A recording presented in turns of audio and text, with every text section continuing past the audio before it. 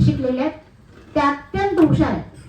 संपूर्ण कुटुंब डॉक्टर असताना त्यांनी थोडीशी वेगळी वाट चोखंदळली आहे असं मला वाटतं. त्यांनी अगदी डॉक्टर नव्हता, BA इन सायकोलॉजी या विषयामध्ये आपल्या महाराष्ट्रातलं एक प्रसिद्ध कॉलेज फर्ग्युसन कॉलेज इथून त्यांनी BA सायकोलॉजी ही पदवी घेतली. त्याच्यानंतर त्या MSc इन काउन्सिलिंग हे शिक्षण आता सध्या त्या जॉन्स हॉपकिन्स युनिव्हर्सिटीमध्ये त्या हे शिक्षण घेत आहेत. USA मध्ये आता त्यांचं ते एज्युकेशन सुरू आहे. पण आपल्या शाळेमध्ये आपण पाहतो की जे जे उत्तम आहे, जे जे चांगलं आहे ते आपल्या विद्यार्थ्यांना मिळणं क्रमप्राप्त आहे असं वाटतं आपल्याला. आणि म्हणून आज आपण साक्षी मॅडमना इथं तुम्हाला maintain health in teen age या विषयावरती तुमच्याशी संवाद साधण्यासाठी, मार्गदर्शन करण्यासाठी बोलवलेलं आहे. मी विद्यालयाचे आदरणीय मुख्याध्यापक रमाकांतजी स्वामी सर यांना नम्र विनंती करते की त्यांनी आदरणीय साक्षी चेतनजी सारडा यांचं बुके देऊन स्वागत करावं.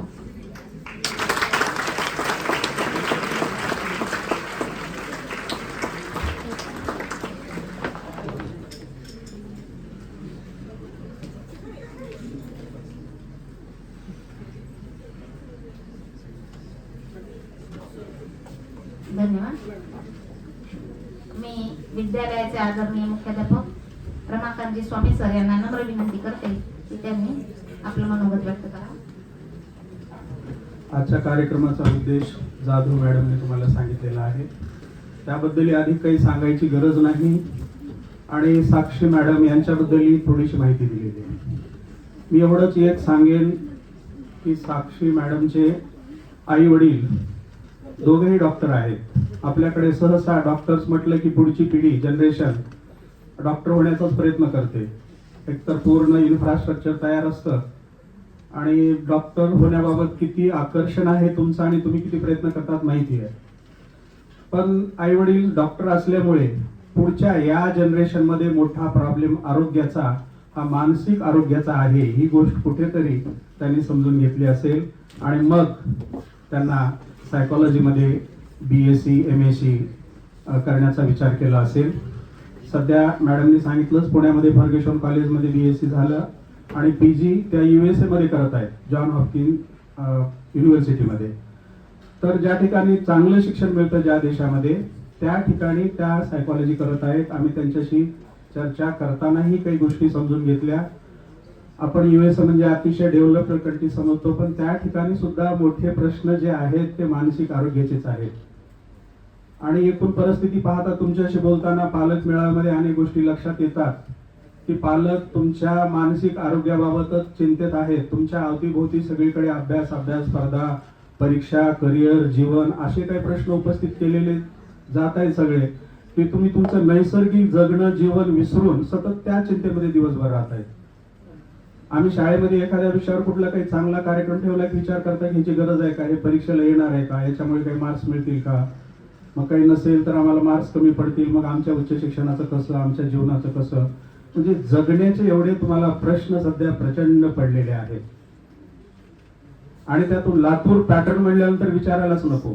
तर ह्या सगळ्या गोष्टीचा विचार करून आम्ही साक्षींना विनंती केली की सध्या मुलं हे सगळे जे भांबवलेले आहेत, त्यांचे जे हे काही आरोग्याचे, मानसिक आरोग्याचे प्रश्न आहेत, त्या अनुषंगानं मुलांना थोडंसं मार्गदर्शन करावं.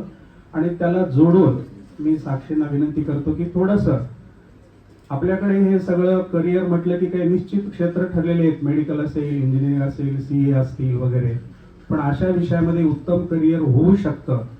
तर ह्या करिअरच्या अनुषंगानेही आपण 5-7 मिनिट विद्यार्थ्यांना माहिती दिली तर याबाबतही विद्यार्थी विचार करतील. तर एवढं सांगतो आणि त्यांचा अधिक न वेळ घेता मी रजा घेतो. त्यानंतर साक्षी मॅडमनाच विनंती आहे की आपण विद्यार्थ्यांशी संवाद साधा.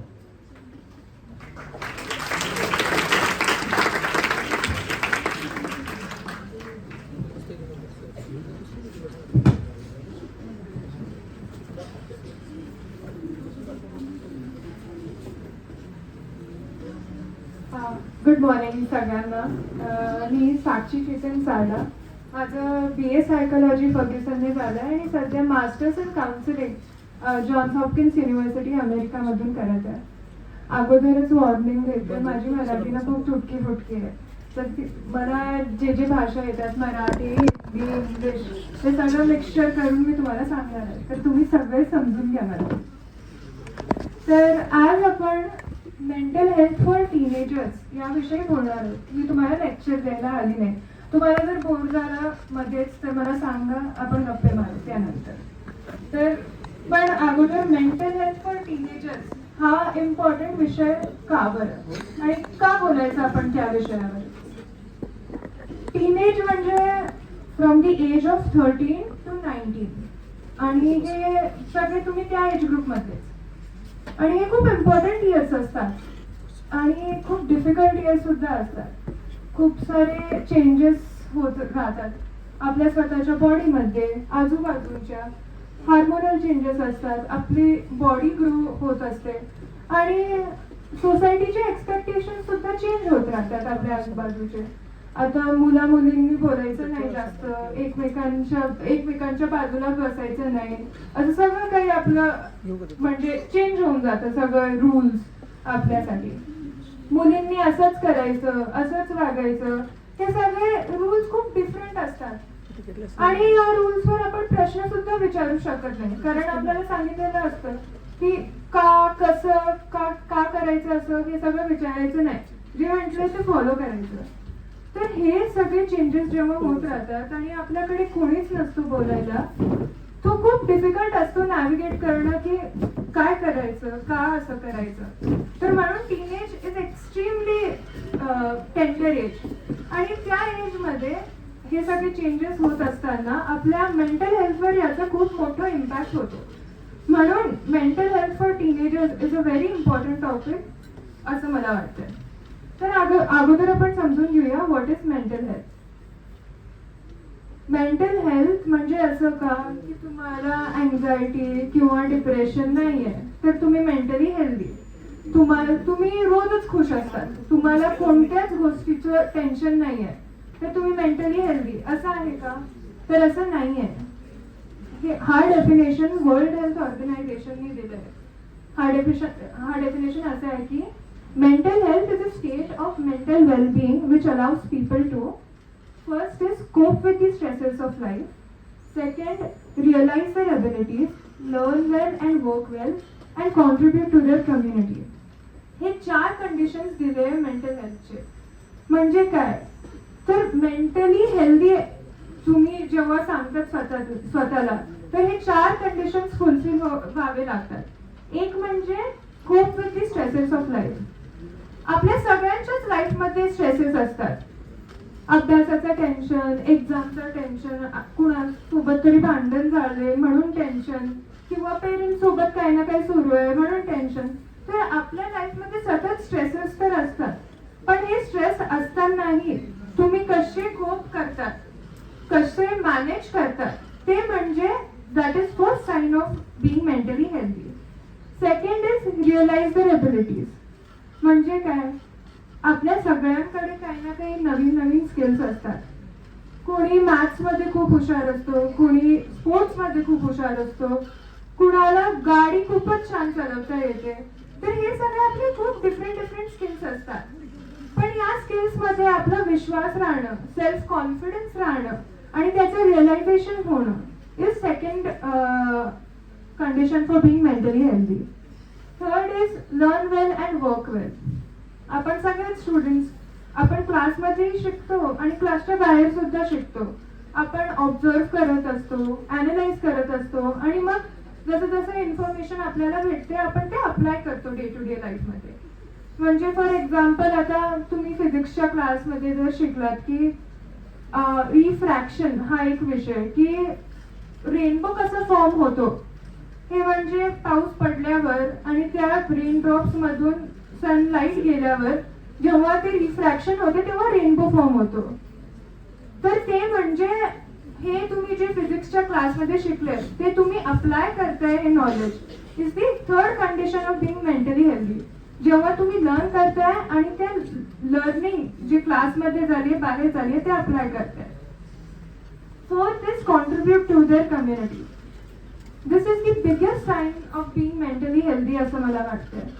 जेव्हा तुम्ही मेंटली हेल्दी असतात, तुम्ही स्वतःचाच नाही तर दुसऱ्यांचा, तुमच्या परिवारचा, तुमच्या कम्युनिटीचा, टीचर्सचा, शाळेचा जेव्हा तुम्ही विचार करतात, when you are not being selfish, when you are not only caring about yourself but also about the people around you, that is the biggest sign of being mentally healthy. So these are the 4 conditions to be mentally healthy. One is to cope with the stresses of life. Second is realize abilities. Third is learn well and work well. And fourth is to contribute to their community.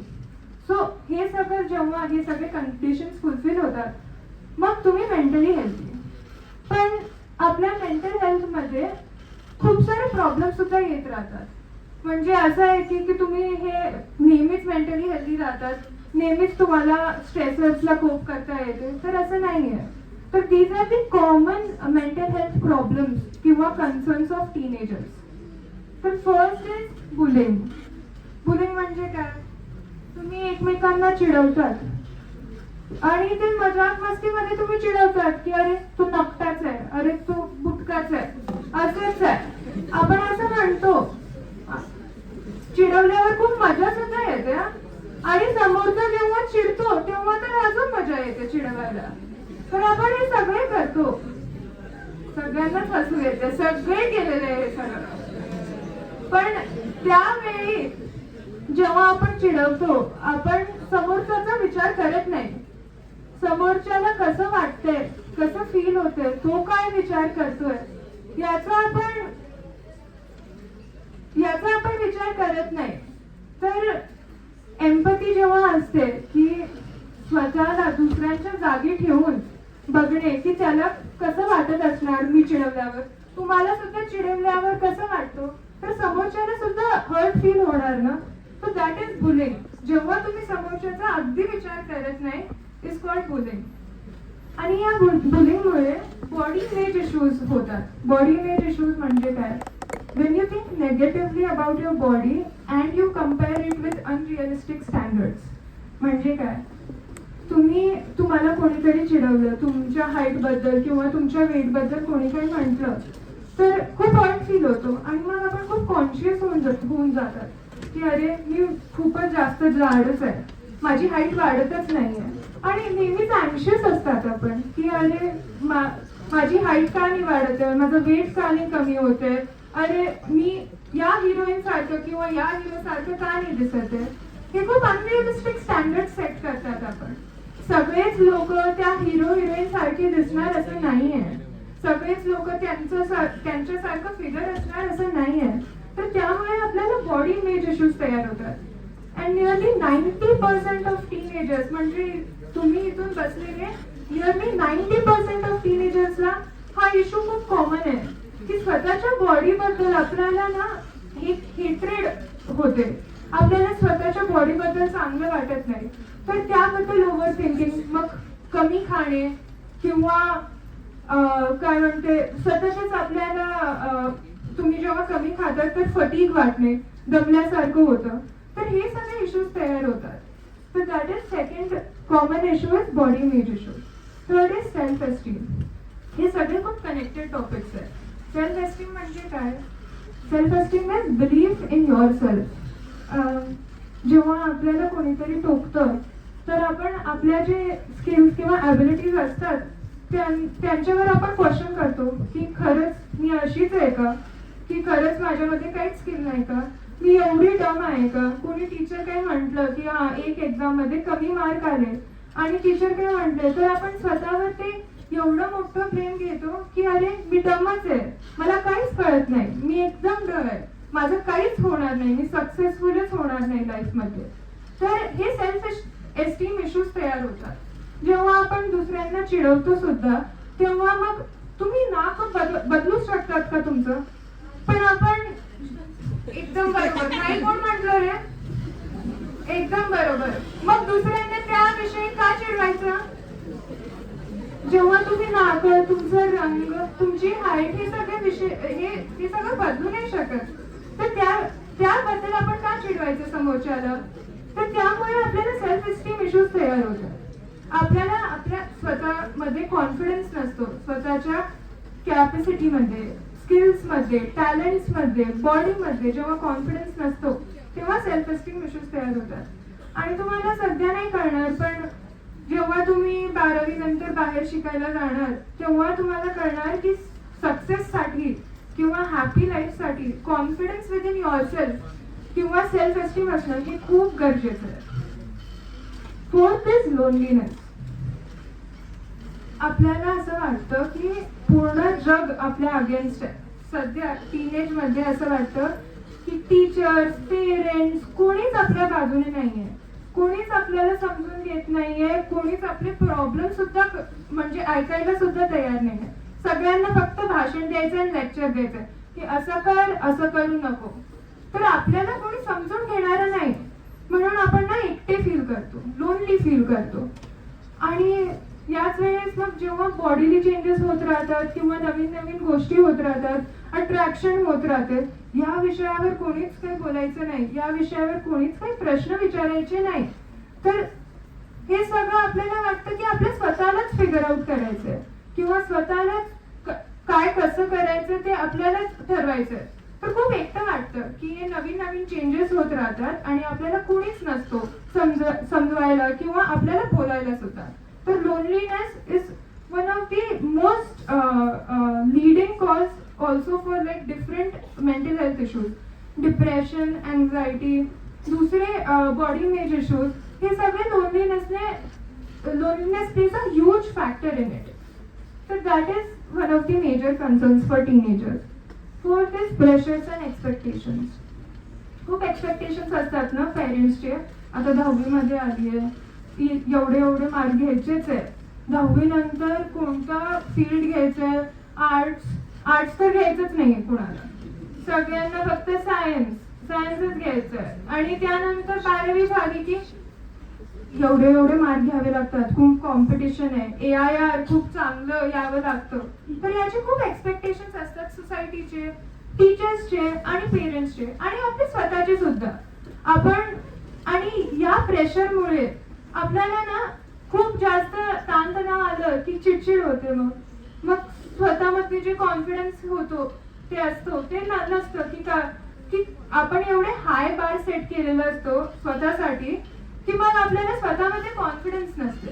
तर that is again a very common concern of all the teenagers की एकदम हाय expectations असतात आपल्याला स्वतःकडून सुद्धा आणि सोसायटीला सुद्धा असतात आपल्याकडून. Fifth is addiction. ॲडिक्शन म्हणजे काय? when you develop an unhealthy habit over a substance is called addiction. आणि हे सबस्टन्स काय काय असू शकतात? अल्कोहोल, स्मोकिंग, टोबॅको, हे सगळे सबस्टन्सेसची जेव्हा हॅबिट लागते तर आपण त्याला ॲडिक्शन म्हणतो. आणि आजकाल फक्त सबस्टन्सेसच नाही तर सोशल मीडिया, व्हिडिओ गेम याची सुद्धा जेव्हा आपल्याला ॲडिक्शन लागते, this is very bad for our physical health and mental health. तर काय होतं नेमकी ॲडिक्शन मध्ये? जेव्हा तुम्हाला एक सबस्टन्स ची नेहमी गरज पडते खुश ठेवण्यासाठी, तुमच्या बॉडीला एक हॅबिट होऊन जाते की हा बाबा मी अर्धा तास काय 4 तास व्हिडिओ गेम खेळला नाही तर मला काहीच करताच येणार नाही, मला हॅपीनेस फक्त व्हिडिओ गेम खेळल्यावरच होणार. तर ही जी थिंकिंग जे असते that is addiction and your body becomes dependent on it. मग जेव्हा तुम्हाला भेटत नाही खेळायला किंवा स्मोकिंग करायला किंवा तुम्हाला अल्कोहोल वगैरे भेटत नाही तर तेव्हा तुम्हाला तुमची बॉडी एकदम बेचैन होऊन जाते, तुमचं मन एकदम बेचैन होऊन जातो आणि तुम्हाला काही सुधरत नाही. So your whole life becomes only about one thing that is addiction. Sixth is comparison. अरे माझ्या मित्राकडे असं बाईक आहे, तो गाडी चालवतो, मला सुद्धा चालवायचीच आहे. आता माझ्या मैत्रिणीने असं क्लास जॉईन केलं आणि मला सुद्धा आता करायचंच आहे. माझ्या मैत्रिणीचे एवढे छान मार्क्स आले आणि मला कसं भेटत नाहीये मॅथ्स मध्ये एवढे छान मार्क्स. तर आपण सतत कंपॅरिझन करतो. कंपॅरिझन एक दृष्टीने हेल्दी सुद्धा आहे, आपल्याला मोटिवेट करतं बेटर होण्यासाठी. पण जेव्हा आपण सगळं काही फक्त दुसरे करत आहे म्हणून करत असतो, दॅट इज बॅड. आपल्याला स्वतःला काय पाहिजे, आपले स्वतःचे गोल्स काय आहे, आपली स्वतःची थिंकिंग, व्ह्यूज, ओपिनियन्स काय आहे, हे आपल्याला कळत नाही. पण फक्त दुसरे लोक करत आहे म्हणून आपण करायचं, दॅट इज व्हेरी रॉंग. आणि हे टीनेज मध्ये खूप कॉमन असतं. आपण friends are the biggest part of our life. आपल्याला पेरेंट्स यांच्याशी बोलणं वगैरे काही जमत नाही, तर फ्रेंड्स मध्येच आपण असतो. तर आपण नेहमी फ्रेंड्स सोबत कंपॅरिझन करतो, and that affects our mental health. And lastly so many more problem. जसं म्हटलं की teenage I feel is the most difficult years of our life. तर मला तर माहित नाही, आता तुम्ही सध्या टीनेज मध्ये, तर तुम्हाला तुमचे प्रॉब्लेम्स जास्त माहित असणार. हे तर काय एक 4-5 प्रॉब्लेम्स आहेत, पण यापेक्षा सुद्धा खूप डिफरंट प्रॉब्लेम्स असतात टीनेज मध्ये. आणि ते प्रॉब्लेम्स कसे आपल्या मेंटल हेल्थवर, आपल्या हॅपीनेसवर, लाईफ सॅटिस्फॅक्शनवर कसं अफेक्ट करतात ते आपण बघत आहे. तर म्हणून हे सगळे प्रॉब्लेम्स आधी, हे सगळे तुम्ही फेस करतात की नाही करतात? हे सगळे जे प्रॉब्लेम सांगितले, body image issues, self esteem issues, loneliness, हे सगळे तुम्ही सुद्धा फेस करतातच. तर हे प्रॉब्लेम जेव्हा तुमच्या लाईफमध्ये येतात, तर तुम्ही कसं डील करावा ते आपण बघूया. So these are some tips that you can see. First is maintaining a healthy routine. Healthy routine कशाला? आणि हेल्दी रुटीन म्हणजे काय? हेल्दी रुटीन म्हणजे किती वाजता उठायचं, किती वाजता आपण शाळेला जाऊ, किती वेळ आपण अभ्यास करू, मग ब्रेक किती वेळ घेऊ, ह्याचं एक रुटीन म्हणजे एक हेल्दी रुटीन असावा. आणि हेल्दी रुटीन मध्ये सततच तुम्ही बिझी राहणार, सततच तुम्ही काही ना काही करत राहणार असं सुद्धा नाही आहे. हेल्दी रुटीन मध्ये स्वतःसाठी टाइम, स्वतःच्या हॉबीसाठी टाइम, मित्रमैत्रिणींशी बोलण्याचा टाइम हे ठरवलेलं असतं. That is healthy routine and a balanced routine. आणि हे कशाला? तर आपण जेव्हा काय म्हणतात, आपल्याकडे जेव्हा रुटीन असतो तेव्हा आपल्याला माहित असतं की हा आता 7 वाजली आहे, आता मला अभ्यासाला बसायचंय, मग 1 तासानंतर मी ब्रेक सुद्धा घेणारच. तर आपल्या बॉडी आणि माइंड ट्रेन होतो की आपल्याला काय करायचं आहे नेक्स्ट. तर आपण ते विचार करत नाही की हा बाबा आता मी काय करू, आता मला खूपच बोर होतोय. तर हे जे त्या पिरियड मध्ये जी ओव्हर थिंकिंग होते किंवा त्या पिरियड मध्ये जे स्कोप असतो बॅड हॅबिट्स डेव्हलप करण्याचं किंवा ऍडिक्शन डेव्हलप करण्याचं किंवा स्ट्रेस बद्दल जास्त विचार करण्याचं, ते स्कोप कमी होतो. तर म्हणून एक हेल्दी रुटीन असावा. आणि गोल सेटिंग सुद्धा, की हा एवढ्या दिवसात मला हे चॅप्टर्स कम्प्लीट करायचे आहेत. तर हे गोल सेटिंगमुळे आपल्याला स्वतःला कॉन्फिडन्स येतो की आपण काय काय करू शकतात, आणि मग त्याप्रमाणे एकदम डिसिप्लिन लाईफ आपण लीड करू शकतो. Second is engaging in self compassion. आपण स्वतःला खूप नेगेटिव्हली बघतो. कधी कधी आपण सेल्फ ब्लेम खूप जास्त करतो की अरे मला हे करताच येत नाहीये, म्हणजे मी सक्सेसफुलच होणार नाही लाईफमध्ये. माझ्या मैत्रिणीसोबत आता भांडण झाले तर मला कोणीच भेटणार नाहीये, आता मला खूपच एकटं वाटतंय, this is the end of the world. एक एक्झाम मध्ये फेल झालं की आपल्याला असं वाटतं की आता अभ्यास तर आपल्याला काही जमणारच नाहीये. तर आपण खूप नेगेटिव्हली आपल्या स्वतःकडे पाहतो आणि नेगेटिव्ह सेल्फ टॉक सुद्धा आपण डेव्हलप करतो. तर हे negative self talk positive self talk मध्ये कसं, तर आपली जी बॉडी आणि माइंड आहे त्यांना एक्सेप्ट करणं, that is the first step.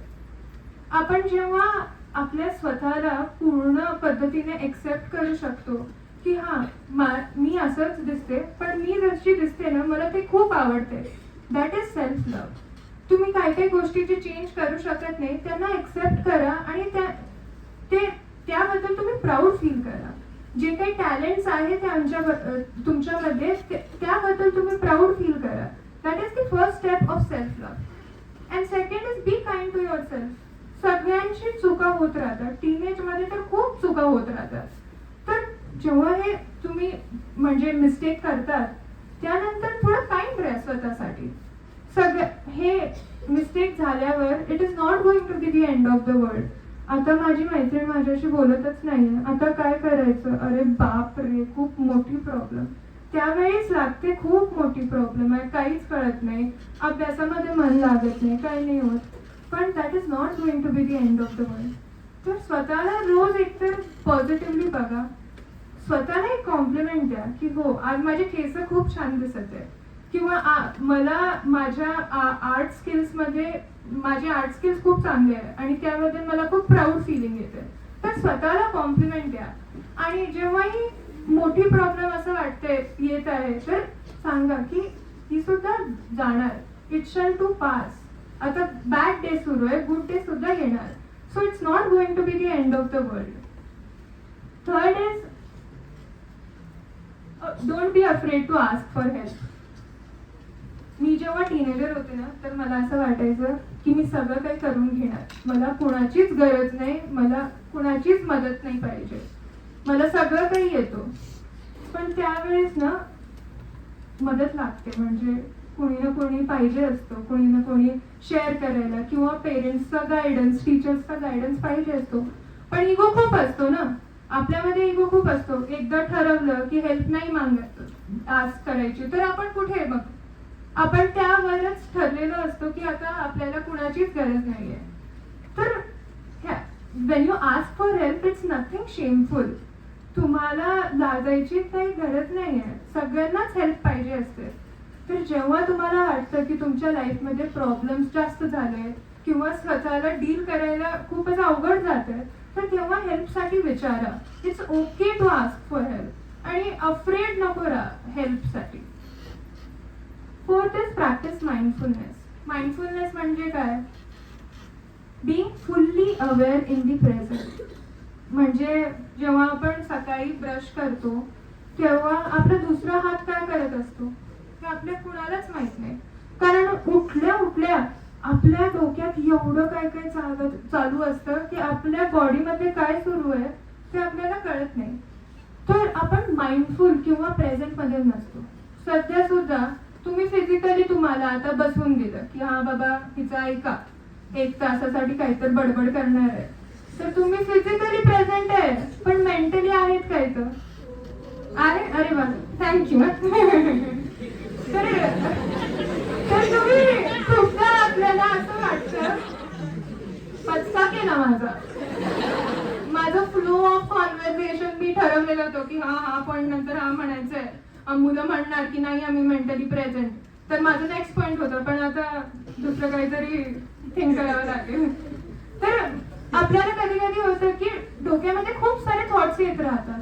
आपण जे प्रेझेंट मध्ये असतो ते आपण लूज करून टाकतो कारण आपल्या डोक्यामध्ये काही ना काही सुरू असतं. So what we have is present आणि ते थॉट्समुळे, त्या ओव्हर थिंकिंगमुळे आपण विसरून जातो की काय सुरू आहे. तर जेव्हाही तुम्हाला एक टिप अशी आहे की जेव्हाही तुम्हाला खूप जास्त टेन्शन येतो किंवा खूप जास्त ओव्हर थिंकिंग सुरू असते तर you can do is like try deep breathing. Deep breathing म्हणजे स्वतःच्या डीप अँड माइंडफुल ब्रीदिंग म्हणजे स्वतःच्या ब्रीदिंगवर कॉन्सन्ट्रेट करावं. तुम्हाला असं वाटलं की अरे मी माझ्या डोक्यात खूपच जास्त रमलेलो आहे तर तुमच्या ब्रीदिंगवर कॉन्सन्ट्रेट करा आणि डीप ब्रेथ्स घ्या आणि त्यानंतर स्वतःला सांगा की आपण प्रेझेंटमध्ये येऊ, जे काही चालू आहे डोक्यात आपण ते फिगर आउट करू शकतो नंतर. तर that is one of the tips for being mindful. And lastly इथे पण आहे मागे screen. Have a healthy support system. Support system म्हणजे काय? जे लोक आपल्याला सपोर्ट करू शकतात. जसा आपला बॅकबोन असतो तो बॅकबोन आपल्या पूर्ण बॉडीला सपोर्ट करतो आणि जेव्हा बॅकबोन आपल्याला नसेल तर आपण उभे नाही राहू शकत. तसंच जसं आपलं physical support system is our backbone तसंच मेंटल सपोर्ट सिस्टम आपल्याला एक पाहिजे असतो. तर हे मेंटल सपोर्ट सिस्टम कोण कोण असतो? ते कोणी तुम्ही ज्यांच्यासोबत फ्री असू शकणार, तुम्ही ज्यांच्यासोबत एक्सप्रेस करू शकणार स्वतःला, ते म्हणजे मेंटल हेल्थ, तुमचं मेंटल हेल्थ सपोर्ट सिस्टम. सध्या असं वाटतं की मी इंडिपेंडेंट होऊन जाणार, मला कुणाचीच गरज नाही आहे. पण आपण सोशल बिईंग्स आहे, कितीही इंडिपेंडेंट झालो तर आपल्याला एकमेकांची गरज वाटतेच. तर म्हणून जेव्हा ही गरज पडते तर आपल्या आजूबाजूला असे लोक राहे, ज्यांच्यावर आपण डिपेंड करू शकतो, जे आपल्याला सपोर्ट करू शकतात आणि ज्यांच्याकडे आपण एकदम फ्रीली एक्सप्रेस करू शकतो. That is developing a healthy support system. आणि आता जे फ्रेंडशिप्स तयार होतात ना शाळेमध्ये, ते खूप लॉंग टर्म चालतात. म्हणजे 1-2 वर्षानंतर तुम्ही दुसऱ्या गावाला जाणार, तुमची रोज म्हणजे बोलणं सुद्धा होणार नाही. पण जेव्हा तुम्ही बोलणार ना, तर तुम्ही सगळं काही त्यांच्यासोबत एक्सप्रेस करू शकणार. तर सध्या आपल्या फ्रेंडशिप मध्ये सुद्धा इन्व्हेस्ट करा. आणि कोणते फ्रेंड्स आहेत ज्यांच्या सोबत राहून तुम्हाला चांगलं वाटतं, ज्यांच्या सोबत राहून तुम्ही तुमचे प्रॉब्लेम सुद्धा एक्सप्रेस करू शकतात. मजा मस्ती ते सगळे फ्रेंड्सच करतात, पण ज्यांच्या सोबत तुम्ही वीक होऊ शकतात, ज्यांच्यासोबत तुम्ही एक्सप्रेस करू शकतात की हो हे जमत नाहीये मला, तर वीकनेस जेव्हा तुम्ही एक्सप्रेस करतात, ती फ्रेंडशिप्सला तुम्ही त्यामध्ये इन्व्हेस्ट करा, कारण ती लॉंग टर्म तुम्हाला बेनिफिट करणार आहे. तर हे काय तर हेच थोडेफार टिप्स होते. पण ना, आपण किती काळजी घेतली मेंटल हेल्थची, कधी कधी ते बिघडून जाते. आपलं फिजिकल हेल्थ सुद्धा तसंच आहे. आपण एक्सरसाइज करतो, आपण आपल्या डाएटवर कॉन्सन्ट्रेट करतो, पण कधी ना कधी आजारी पडतो ना. तसंच मेंटल हेल्थ. तर मेंटल हेल्थ जेव्हा आजारी होतात, तुम्ही मेंटली इल जेव्हा होतात, तर हे these are the warning signs. First is mood changes. Mood changes म्हणजे काय? जेव्हा एकदमच आपल्याला चिडचिड होऊ लागते, किंवा एकदमच उदास वाटू लागतो, किंवा एकदमच खुश, तर जेव्हा हे एक्स्ट्रीम मूड चेंजेस असतात, that is the first warning sign. Second is changes in sleep pattern and appetite. म्हणजे खूप जास्त झोप येणे किंवा बिलकुलच झोप नाही लागणे. ॲपेटाईट म्हणजे सतत भूक लागणे किंवा बिलकुलच जेवण्याची इच्छा नाही होणे. That is changes in appetite and sleep pattern. Third is physical complaints. आपल्याला या एजमध्ये तर खूपच कॉमन आहे की काही ना काही सतत दुखतच असतो. बॉडी पेन होत असते, बॅक पेन, नेक पेन, काही ना काही होतच राहतो. मग दमल्यासारखं होते किंवा आपल्याला खूपच थकल्यासारखं होते. तर हे जे फिजिकल कंप्लेंट्स सतत असतात, that is one of the warning signs. Fourth is difficulty concentrating. कधी कधी असं होतं की काही ना काही सुरू होते मनात, तर आपल्याला क्लासमध्ये काय सुरू आहे त्याच्यावर कॉन्सन्ट्रेट करता येत नाही. पण जेव्हा तुम्हाला रोज असं वाटतं की तुम्हाला कुठेच कॉन्सन्ट्रेट करता येत नाहीये, शाळेत सुद्धा नाही, बाहेर फ्रेंड सोबत बोलताना सुद्धा नाही, कुठेच मन लागत नाहीये, that is difficulty concentrating. Substance use. आपण आताच ॲडिक्शन बद्दल बोललो. सबस्टन्सेस काय काय असतात? Alcohol, tobacco, smoking. हे 3-4 कॉमन सबस्टन्सेस इंडियामध्ये दिसतात. तर त्यांचा यूज टीनेजमध्ये सुरुवात होते. टीनेज अँड मिडल एज आधी प्रॉमिनंट एजेस जेव्हा तुम्हाला ॲडिक्शनची सुरुवात होते. तर टीनेजमध्ये काय? टीनेजमध्ये खूप क्युरिओसिटी असते, काय काय चालू आहे, काय काय नाही. तर आपल्याला काही ना काही ॲडव्हेंचरस असतो. आपण काय एवढं विचार करत नाही की अरे आपल्या बॉडीला काय होणार, की 2-3 दिवसानंतर मी आजारी पडलो तर काय होणार. आपण ॲडव्हेंचरस असतात. तर तेव्हा आपल्याला हे नवीन नवीन सबस्टन्सेस ट्राय करण्याची इच्छा होते किंवा क्युरिओसिटी असते. So you should always be aware जेव्हा तुम्ही ही क्युरिओसिटी डेव्हलप होते आणि तुम्हाला इच्छा होते या सबस्टन्सेस ट्राय करण्याची. So that is another warning sign. Withdrawal म्हणजे काय? की आता तुम्ही जे डे टू डे ॲक्टिव्हिटीज असतात, तुम्ही रोज शाळेला येतात, तर त्याच्याकडून विड्रॉ होणे, किंवा तुम्ही आता शाळेला नाही जाते, खूप दिवस झाले, 1 आठवडा, 2 आठवडे तुम्ही शाळेलाच जात नाहीये. मग तुम्हाला जे ॲक्टिव्हिटीज आवडतात, खेळणं किंवा ड्रॉइंग, पेंटिंग करणं किंवा गप्पा मारणं, हे सगळे आवडतात, पण आता तुम्हाला ते आवडत नाहीये किंवा त्याच्यामध्ये सुद्धा मन लागत नाहीये, is withdrawal. So these are the few warning signs. तर काय करायचं जेव्हा तुम्हाला हे वॉर्निंग साईन्स दिसतात? What to do when you see these warning signs? काय करायचं? इग्नोर करायचं का? हे होत राहतं, काय नाही असं, याच्याकडे म्हणजे लक्ष देण्याची गरज नाहीये. तर असं नाहीये. These warning signs are very important. And when you see these warning signs, you need to seek professional help. Professional help म्हणजे काय?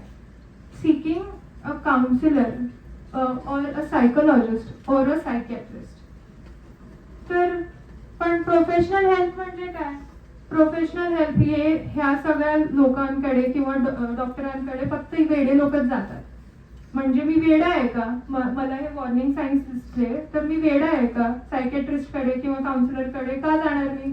फक्त जे क्रेझी असतात ना तेच जातात. तर असं आहे का? बिलकुल नाही. तुम्ही काउन्सिलर साठी 3 रिझन साठी जाऊ शकता. एक आहे डिस्ट्रेस. डिस्ट्रेस म्हणजे कधी कधी स्ट्रेसेस खूप वाढून जातात लाईफमध्ये आणि ते मॅनेज करायला डिफिकल्ट होतो.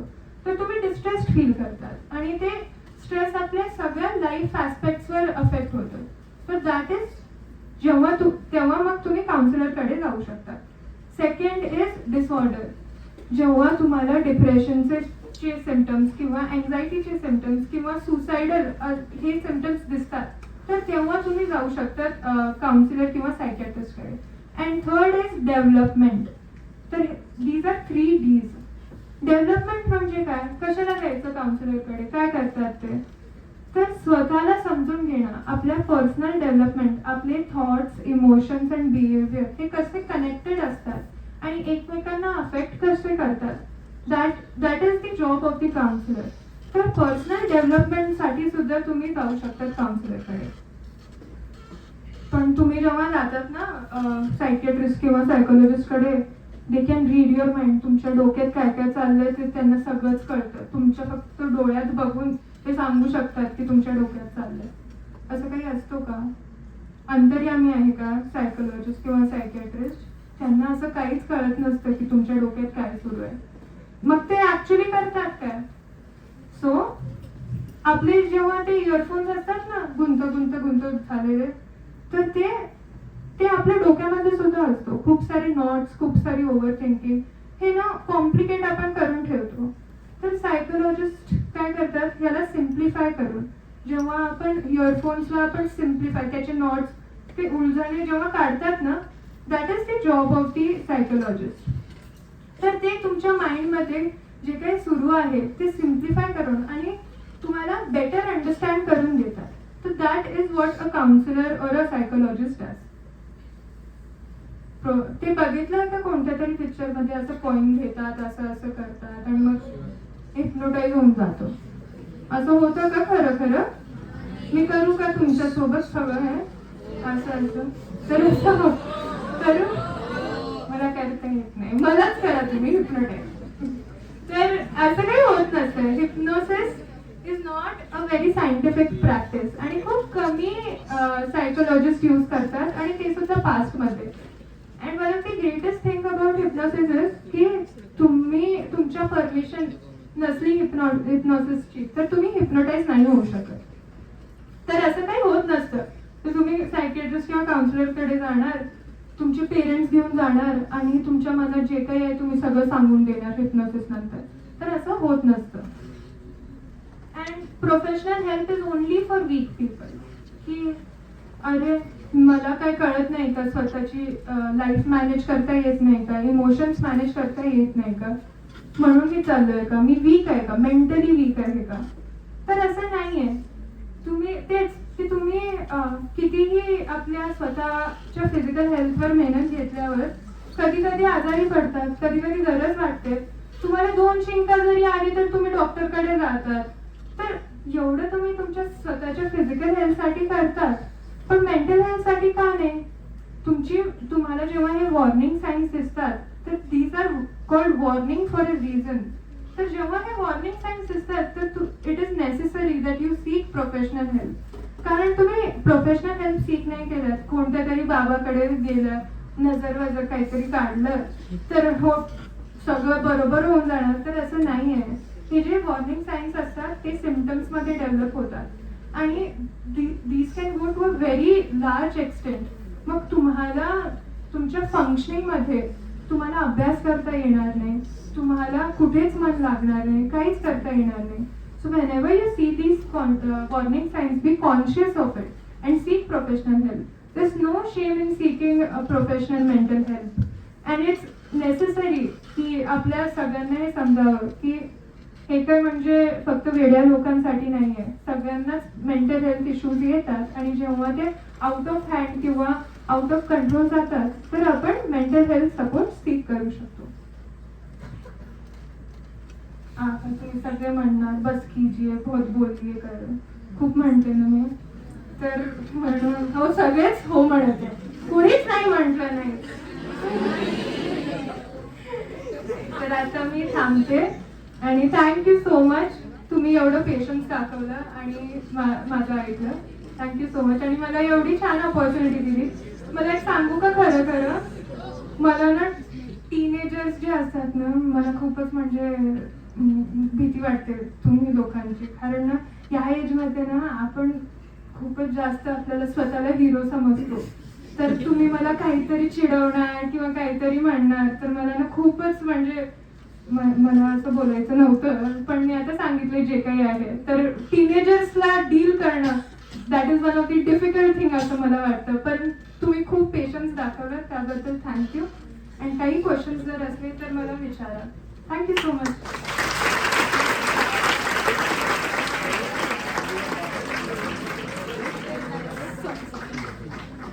सॉरी मी विसरले. सरांनी म्हटलं होतं की करिअर बाबत थोडं बोलायचं. सर आता खूप लोक 10वी मध्ये आहे इथे, तर आता तुमची this is the deciding point in your life. एक तर हे कन्सेप्ट सुद्धा मला आवडत नाही की ऍट द एज ऑफ 16 या 18 you have to decide what are you going to do for your entire life. त्याने कोणतं प्रोफेशन घ्यायचंय तुम्ही आता ठरवणार. And this is the tender age. आपल्याला संध्याकाळी काय जेवणार आहे आपण हे सुद्धा माहित नसतं आणि आपण डिसाईड करणार आहे लाईफ टाईम साठी. पण आपला एज्युकेशन सिस्टम असा आहे की आपल्याला डिसाईड करावं लागतं, एक स्ट्रीम चूज करावी लागते. ते म्हणजे लातूर पॅटर्न म्हणजे काय, आणि 10वी नंतर फक्त सायन्स घ्यायचं, क्लासेस लावायचे, दयानंद किंवा शाहू मध्ये नंबर लावायचे, नाहीतर क्लासेस लावायचे, इंजिनिअरिंग, मेडिकल किंवा काही खूप ऍडव्हेंचरस करायचं असेल तर CA बनायचं. एवढेच आपल्याकडे 3 करिअर ऑप्शन्स असतात. पण या पलीकडे सुद्धा खूप सारे करिअर चॉईसेस आहे and one of them is psychology. तर सायकोलॉजी म्हणजे काय आणि तुम्ही ते त्याच्यामध्ये करिअर कसं बनवू शकणार. तर 10वी नंतर तुम्ही जर सायन्स, आर्ट्स, कॉमर्स कोणतीही फील्ड घेतली आणि 12वी नंतर तुम्ही डिसाईड तुम्हाला पटलं की हा आता मला सायकोलॉजी करायचंय, तर तुम्ही ते सुद्धा करू शकता. आणि सायकोलॉजीमध्ये काय काय करू शकतात. सायकोलॉजीमध्ये one of the leading branches is clinical psychology. Clinical psychology म्हणजे you deal with disorders, you deal with patients. तुम्ही सायकॅट्रिस्ट सोबत काम करतात आणि मग पेशंट्सना थेरपी देतात. तर क्लिनिकल सायकोलॉजिस्ट हॉस्पिटल्समध्ये, क्लिनिक्समध्ये या ठिकाणी त्यांना जॉब्स भेटते. Second is IO, industrial organisational psychology. IO म्हणजे मोठ्या मोठ्या कंपनीज मध्ये सुद्धा, गुगल, मायक्रोसॉफ्ट या कंपनीज मध्ये सुद्धा एक सायकोलॉजिस्ट असतो त्यांच्या ऑफिसमध्ये. कारण वर्क प्लेस मध्ये सुद्धा खूप सारे स्ट्रेसेस असतात. वर्क लाईफ बॅलन्स कसा मॅनेज करायचा that is the job of IO psychologist. Third is school counsellor. म्हणजे खूप साऱ्या आता स्कूल्समध्ये एक काउन्सिलर असतो. स्कूल एज मध्ये आपल्याला कोणी नसतो बोलणार किंवा स्कूल्समध्ये खूप सारे इश्यूज होत राहतात, तर ते डील करण्यासाठी एक स्कूल काउन्सिलर सुद्धा असतो. अजून sports psychology is also one of the leading branches. याने मोठ्या मोठ्या टीम्स, मोठे मोठे जे प्लेयर्स असतात त्यांच्याकडे सुद्धा सायकोलॉजिस्ट असते आणि त्यांची थिंकिंग, त्यांचं मोटिवेशन, त्यांची लिडरशिप क्वालिटीज कसं डेव्हलप करायचं किंवा एक गेम जेव्हा आपण लूज केलो तर नेक्स्ट गेमवर ते अफेक्ट कसं नाही व्हायचं, that is the job of sports counselling. तर हे 2-3 असे ब्रांचेस आहेत सायकोलॉजीचे. आणि तुम्ही 12वी नंतर BA सायकोलॉजी किंवा BSc सायकोलॉजी करू शकतात आणि त्यानंतर तुम्हाला मास्टर्स करावा लागतो कोणत्याही फील्डमध्ये. Masters in clinical, masters in counselling, masters in school psychology. तर हे डिफरंट डिग्रीज असतात मास्टर्स लेवलला. तर हे career option and as you know today we need psychologist. किती तरी आपल्याकडे आपण सोसायटीमध्ये पाहतो की क्राईम रेट्स किती वाढले, डिवोर्स रेट्स किती वाढले, ॲडिक्शन किती वाढलंय. तर ह्या सगळ्यांसाठी एक काउन्सिलर किंवा एक सायकोलॉजिस्टची नीड आहे आपल्याला. तर म्हणून सायकोलॉजिस्ट हा एक एकदम पोटेन्शियल करिअर ऑप्शन आहे आणि ते घेतल्यावर तुम्हाला खूप सारे जॉब ऑपॉर्च्युनिटीज भेटू शकतात असं आहे. मी ती लिंक सुद्धा शेअर करणार सर. दयानंद कॉलेजमध्ये एक करिअर इन सायकोलॉजी हा लेक्चर घेतला होता. तर त्यामध्ये डिटेलमध्ये सांगितलं की तुम्ही सायकोलॉजीमध्ये करिअर कसं बनवू शकणार. तर सर तुम्हाला ती लिंक पाठवणार. चालेल. थँक्यू.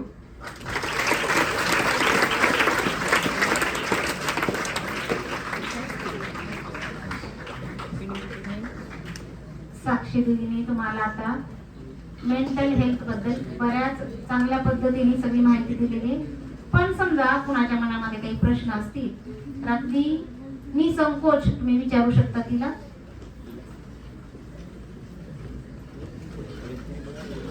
हात वरती करा किंवा उभं राहा, मामा येतील तुमच्याकडे.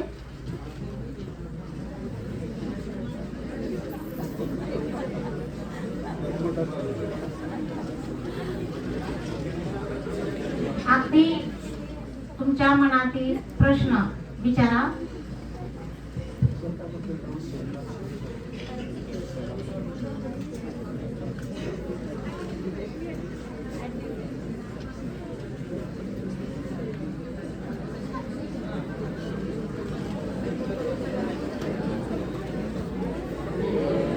अभ्यास किती वेळ करायचा?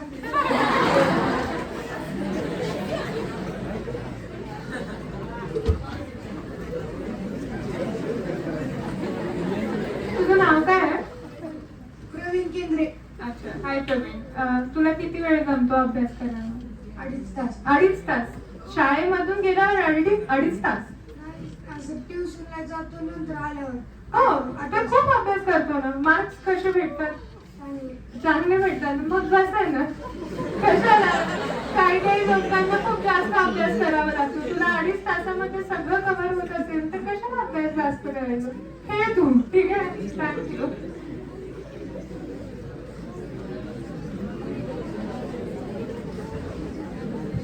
हाय साक्षी दीदी. हाय. एखाद्या वेळेस काय होतं की पेपर हार्ड जातो आणि त्यामध्ये आपल्या मैत्रिणीला जास्त मार्क पडते आणि आपल्याला थोडंसं लो मध्ये पडतं. मग तेव्हा आपल्याला म्हणजे जेलस फील होतं मैत्रिणीवरती आणि तेवढ्याच वेळात आपल्याला जे महत्त्वाचं शिकवणार असतील तर त्यावरचं जे कॉन्सन्ट्रेशन असतं ते विचलित होतं. मग त्याला वापस म्हणजे कसं हे करायचं? काय नाव आहे तुझं? जान्हवी. हाय जान्हवी. तर हे खूपच छान. म्हणजे आपण याबद्दल सुद्धा बोललो की एक तर कम्पॅरिझन आणि मग कम्पॅरिझनमुळे जे ओव्हर थिंकिंग डेव्हलप होते. तर कधी कधी आपल्याला मार्क्स कमी पडतात. नेहमीच कमी पडतात असं आहे का? नाही. तर हे स्वतःला रिमाइंड करायचं की एक एक्झाम मध्ये आपल्याला कमी मार्क्स भेटले तर सगळ्या एक्झाम मध्येच आपल्याला तसले मार्क्स भेटत आहे का? नाही. तर जेव्हाही आपल्याला नेगेटिव्ह विचार करतो तर मध्ये जे पॉझिटिव्ह क्वालिटीज आहेत त्यांच्यावर फोकस करायचं. आणि जेव्हा ही नेगेटिव्ह थिंकिंग खूप जास्त वाढते किंवा खूप ओव्हर थिंकिंग वाढते तर ते तुमच्याकडे काय आहे? प्रेझेंटच आहे सध्या. तर Wien you lose present movement you lose everything. तर हे स्वतःला रिमाइंड करायचं. तर माइंडफुलनेस हे प्रॅक्टिस की आपल्याला स्वतःला सांगायचं की आपल्याकडे जे आहे ते सध्याच आहे आणि प्रेझेंटच आहे. तर आपण प्रेझेंटमध्ये येऊ आणि ओव्हर थिंकिंग आपण झोपताना करू असं म्हणायचं स्वतःला. थँक्यू. मॅम तुम्ही सांगितलं की एक हेल्दी रुटीन फॉलो करायचं. मग आम्ही सगळे म्हणजे बनवतो की हे करायचं ह्या टायमिंगला असं सगळं ठरवतो. मग ते 1-2 दिवस होतं आणि ते परत जे रोजचं असतं तेच होतं. मग जे रुटीन आपण बनवले ते मेंटेन कसं करायचं? Yes, very natural to happen की 1-2 दिवस खूप एन्थुझियाझम असतो की हो आता असं असं करणार पण ते फॉलो करता येत नाही. Good question. तुझं नाव काय? गायत्री. हाय गायत्री. तर एक गोष्ट अशी आहे की जेव्हा तुम्ही रुटीन बनवतात तर एवढे अनअचिव्हेबल गोल्स नको सेट करा की 4 तास वाचणारच आहे मी असं नको. तर 1 तास वाचणार. किती तास जमते ते अचिव्हेबल रुटीन सेट करा की तुम्हाला रोज मन लागणार. आणि स्वतःला ब्रेक सुद्धा द्या, स्वतःला टाइम सुद्धा द्या हॉबीज करण्यासाठी किंवा कुणाशी सोबत गप्पा मारण्यासाठी. तर जेव्हा हे रुटीन मध्ये असतो तर आपल्याला स्वतःला वाटतं, मोटिवेट होतो की हा आपल्याला हे करायचंय. तर achievable goals and a healthy routine, balance of everything असावं, तर आपल्याला ते इझी जातं मेंटेन करण्यासाठी. थँक्यू. थँक्यू.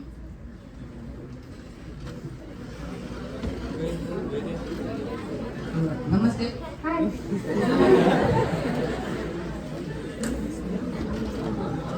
आता बऱ्याचदा काय होतंय की आपण एखादा स्टडी करायला बसलो तर डिस्ट्रॅक्शन किंवा एन्झायटी एक प्रकारची होते, म्हणजे होईल का नाही, करू का नको, किंवा दुसरं काही करू का नको, किंवा डिस्ट्रॅक्शन होतं, 5-5 मिनिटं लक्ष लागत नाही. तर त्याला ओव्हरकम कसं करायचं? तर हे खूप कॉमन. तुझं नाव काय असेल? प्रतीक. हाय प्रतीक. तर हे खूप कॉमन आहे की आपल्याला अभ्यासामध्ये म्हणजे मन लागत नाही, काही ना काही आपल्याला विचार काही ना काही सुरू असतात, काही ना काही प्रॉब्लेम्स असतात.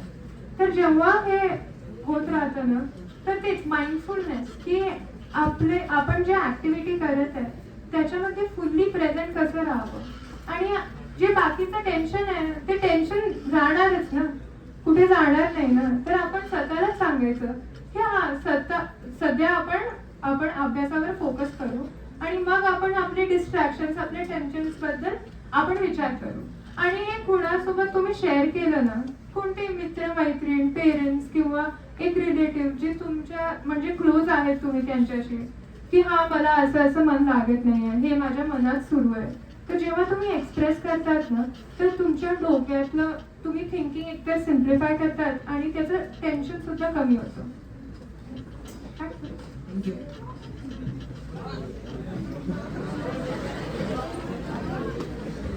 हॅलो साक्षी दीदी. जेव्हा आपण म्हणजे बाहेरून येतो, ट्युशन मधून येतो, फ्रेंड्स झोन मधून येतो, आपण बोलून येतो म्हणजे मस्ती मजाक, आणि आपण जेव्हा घरी येतो तेव्हा आपण स्टडीला बसतो, पण तेव्हा आपलं त्या गोष्टीमध्ये कॉन्सन्ट्रेशन नसते. बाकीच्या म्हणजे आता आपण बाहेर काय बोलून आलो किंवा कोणत्या गोष्टीबद्दल बोललो त्या गोष्टी डोक्यात चालूच असतात. म्हणजे फक्त पुस्तक समोर तर घेतलंच असतं, पण मनात फक्त तेच चालू असतं की बाहेर काय काय बोललो, काय काय नाही. मग ते कॉन्सन्ट्रेशन होतच नाही. मग कसं? राईट.